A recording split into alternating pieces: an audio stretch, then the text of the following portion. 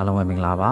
Mental Health 101 Knowledge Sharing Session အစီအစဉ်လေးကနေကြိုဆိုပါရစေဒီကို live နားထောင်ပေးတဲ့အတွက်ကျေးဇူးတင်ပါတယ်ဒီလမှာကျွန်တော်တို့စိတ်ဆန္ဒရေးအကြောင်းကိုတဆင်ချင်းစီအတူတူလေ့လာသွားမယ်အထူးခရီးစဉ်လေးတစ်ခုသွားကြပါမယ်တင်ခုအဆင်ပြေနေတာဖြစ်ဖြစ်အခက်ခဲတွေနဲ့ရုန်းကန်နေရတာဖြစ်ဖြစ်မစတင်ခင်မှာကျွန်တော်ပြောချင်တာကတော့ဒါဟာလုံခြုံစိတ်ချတဲ့နေရာတစ်ခုပါအဖြစ်တင်ဝေဖန်တာမျိုးဖိအားပေးတာမျိုးလုံးဝမရှိပါဘူးအေးစစ်စစ်နှောင်းပြီးကိုယ့်အတွက်လိုအပ်တာလေးတွေကိုရှင်းငင်နိုင်ပါတယ်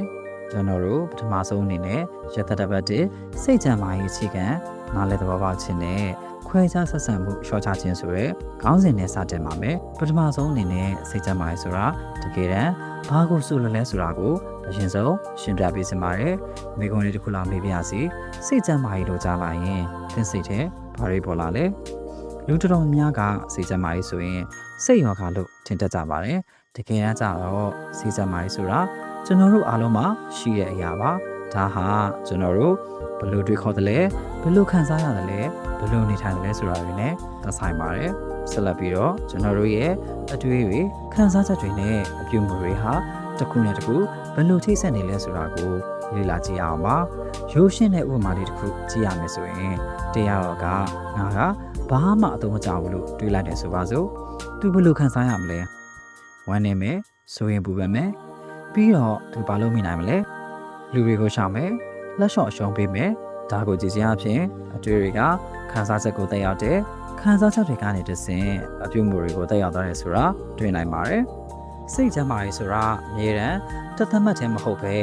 အတက်အကျရှိတဲ့အခြေအနေတစ်ခုဆိုတာကိုနားလည်ထားဖို့ကလည်းအရေးကြီးပါတယ်စိတ်ချမ်းသာရေးဆိုတာအဆင်ပြေတယ်အဆင်မပြေဘူးဆိုတဲ့အခြေအနေတစ်ခုလည်းမဟုတ်ပါဘူးအမြဲပြောင်းလဲနေတတ်ပါတယ်ဆိုပါစို့စိုက်ပါရှင်တယောက်ဟာ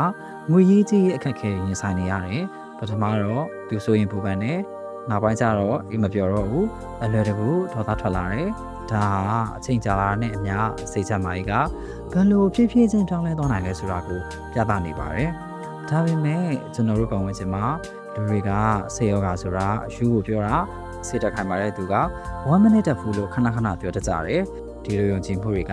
လူတွေကိုအခုညီတောင်းခံဖို့အဟန့်အတားဖြစ်စေပါတယ်။တင့်ကိုစဉ်းစားကြည့်စေချင်ပါတယ်။တင့်အနေနဲ့တခုခုကိုခံစားနေရပါမယ်။ကြောက်တာ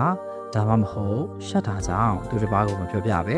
မျိုးသိပ်ထားခဲ့ဘူးလား။အဲ့ဒီလိုဖြစ်တာတင်တယောက်တည်းမဟုတ်ပါဘူး။အရေးကြီးဆုံးမှတ်သားထားမှာတော့စိတ်ကြမ်းမာရေးဆိုတာလူသားတိုင်းမှာရှိရဲ့လူသဘာဝတစ်ခုပါပဲ။အခက်အခဲဖြစ်တာရုန်းကန်ရတာတွေဟာသဘာဝကျသလိုဒါနဲ့ပတ်သက်ပြီးပုံဝင်လင်းလင်းတရားဆိုတာမြင်တာကလည်းလုံးဝအဆင်ပြေပါတယ်။ဒါကတော့ပထမရသက်တစ်ပတ်ရဲ့အဆုံးသက်ပဲဖြစ်ပါတယ်။ဒီပထမဆုံးခြေလှမ်းမှာကျွန်တော်နဲ့အတူပါဝင်ပေးခဲ့တဲ့အတွက်ကျေးဇူးတင်ပါတယ်။စိတ်ဆန္ဒရဲ့အကြောင်းပုံဝင်လင်းလင်းပြောဆိုတာဟာအဆင်ပြေတဲ့ကိစ္စဖြစ်ပြီးတင်ရအခက်အခဲတွေကိုတယောက်တည်းစိတ်ခံစားနေကြမလို့ဆိုတာသတိရပေးပါ။နောက်တစ်ပတ်မှာစိတ်ပြေစေမှုခံစားချက်တွေနဲ့ဒါတွေကိုလက်တွေမှာဘယ်လိုကံတွေဖြစ်ရှင်းမလဲဆိုတာဆက်ပြပြတော့ပါမယ်။အဲ့ဒီအချိန်ထိကိုစစ်စစ်နာဆက်ဆံပေးပါ